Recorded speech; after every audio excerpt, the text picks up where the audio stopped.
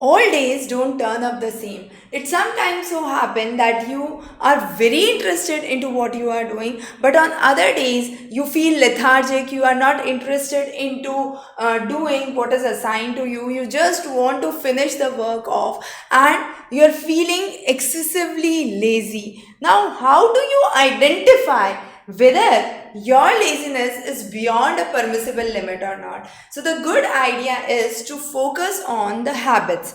One important habit that we would understand here is when you are watching excessive television or spending time on gaming.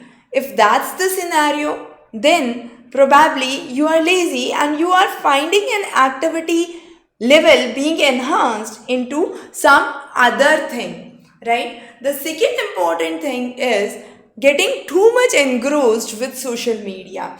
That also is a telltale sign that you are feeling lethargic. You are trying to derive activities from what others are doing, and that is the sole basis of energy for you for increasing your dopamine.